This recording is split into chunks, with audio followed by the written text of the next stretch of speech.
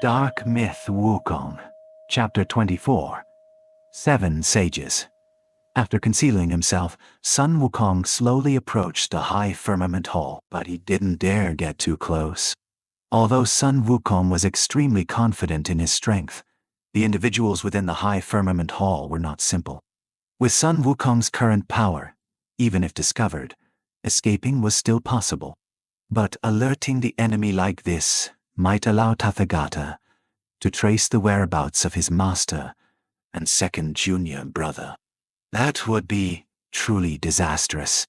Therefore, Sun Wukong only used his fiery eyes of truth for a brief scan. With his current fiery eyes, unless deliberately probing someone of Tathagata's power level, ordinary Buddhas and Arhats would find it hard to detect. But as Sun Wukong's gaze swept over the Bodhisattvas and Arhats sitting cross-legged or standing silently on either side of the high firmament hall, his entire body suddenly trembled. An intense killing intent surged forth. In less than half a blink, Sun Wukong knew it was bad. He hastily retracted his gaze, but it was still too late. The very moment killing intent flashed in Sun Wukong's eyes, Tathagata, seated on the former Jade Emperor's dragon throne, instantly sensed it. This killing intent was so familiar, it had caused Tathagata sleepless nights. While everyone else remained unaware, Tathagata had vanished from the dragon throne. When he reappeared, his location was exactly where Sun Wukong had been hiding. Unfortunately, Sun Wukong had already leaped far away. Tathagata's face was grim, hatred and fury evident in his eyes. Inform all Heavenly Court Buddhist soldiers, immediately seal the Heavenly Court. Also, deploy the Sumeru Spirit Locking Grand Array at all 4 Heavenly Gates. Sun Wukong has appeared. Before his voice faded, Tathagata vanished again. Clearly, he was personally going to capture Sun Wukong. In the previous great battle, Tathagata had deployed over 2 million Buddhist soldiers, and nearly the entire upper echelon of Buddhist masters. Yet Sun Wukong had still managed to escape, injuring many Buddhas and Arhats in the process. Those injured had still not fully recovered. How could such humiliation and hatred not drive Tathagata mad, making him wish he could devour Sun Wukong's flesh and blood?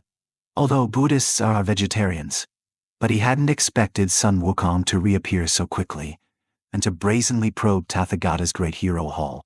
It was sheer contempt for Buddhism. If Sun Wukong escaped again this time, Tathagata wouldn't be able to stay in this heavenly court. Even if he wanted to, he wouldn't have the face.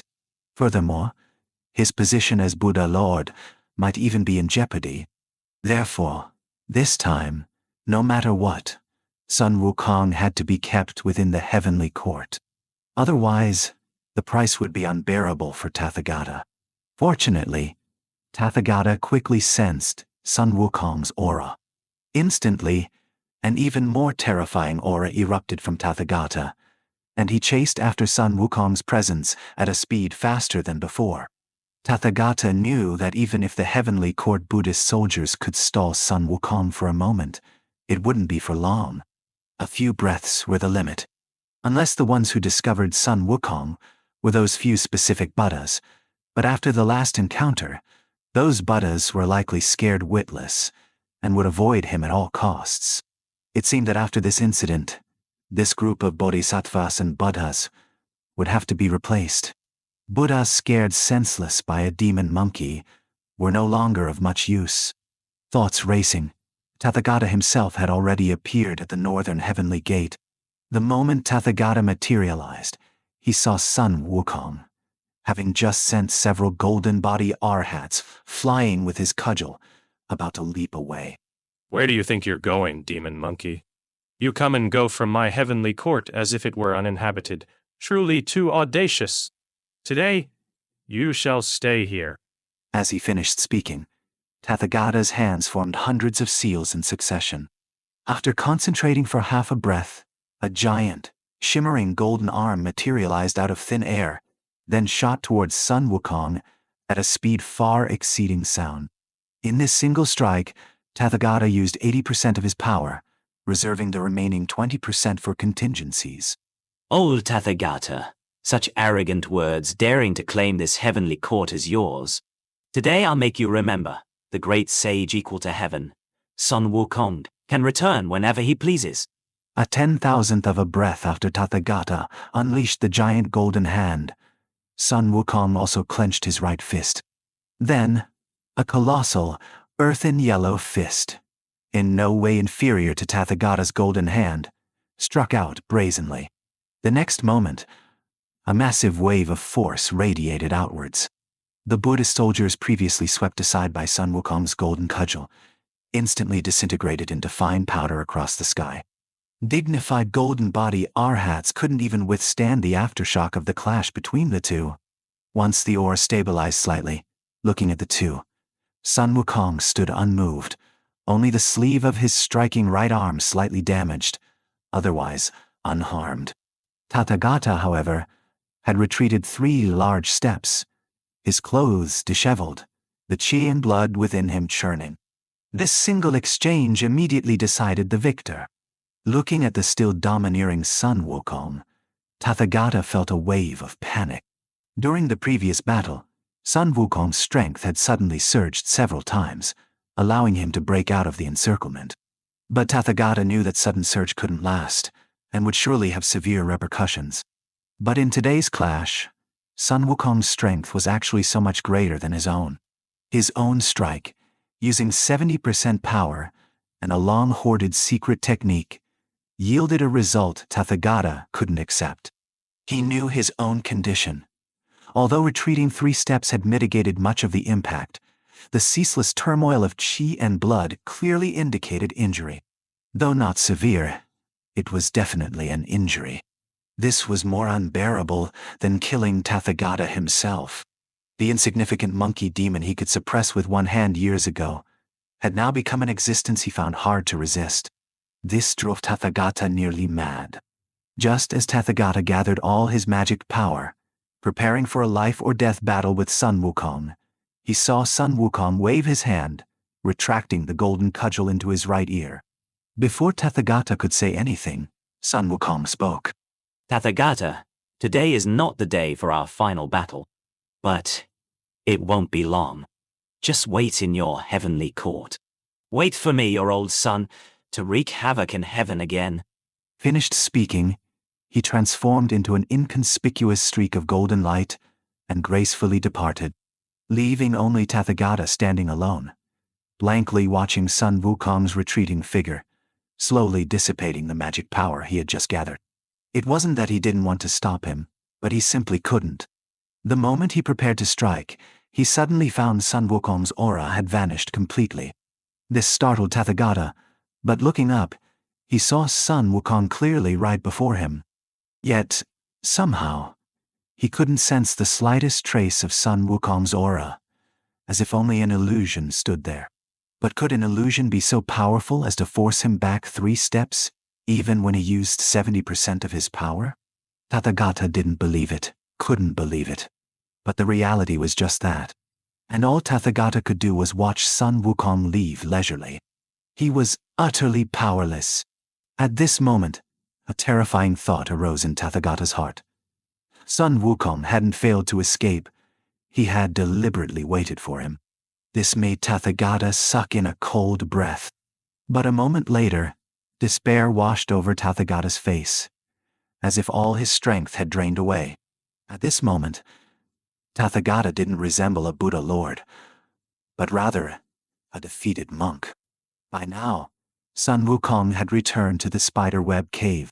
Silently, he approached the giant fiery egg, calling out, Master, I'm back.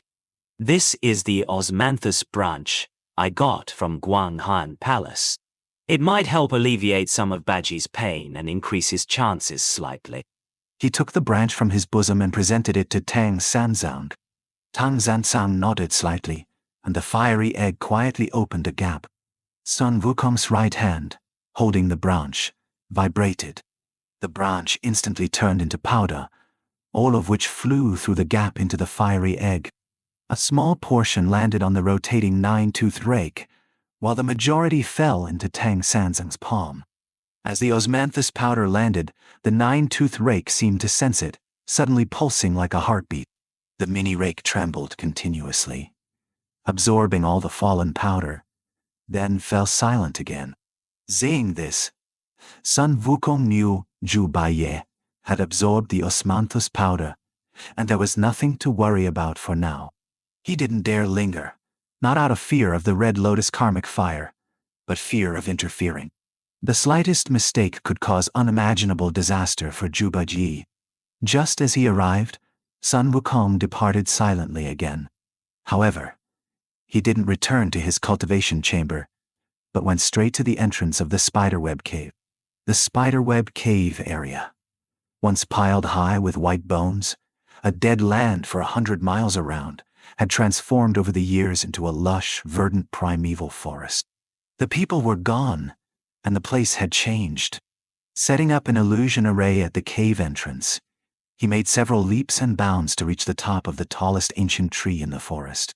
Standing atop the tree, shielding his eyes with his hand, he gazed into the distance. In that direction, once stood his home, called Flower Fruit Mountain. Flower Fruit Mountain was evergreen year-round, filled with fragrant and delicious fruits everywhere, its scenery so beautiful one could look for a lifetime and not see it all. Regrettably, none of it existed anymore. He slowly lowered the hand shielding his eyes, then simply sat down on the canopy of the ancient tree, shaped like a large umbrella. Letting the cool breeze blow, the crimson cloak behind him swayed freely with the wind. Just like that, gazing in that direction, he sat for 3 days. After 3 days, Sun Wukong suddenly reached his right hand towards the dawn horizon and grasped. The brilliant light of the rising sun flashed, and then a dazzling golden fillet appeared in Sun Wukong's hand. Holding the fillet in his right hand, he raised his left, extending his index finger. A golden needle condensed from magic power appeared at his fingertip. With a few swift movements, swish, swish, he carved 2 characters onto the fillet. Then, slowly, he placed the fillet on his head.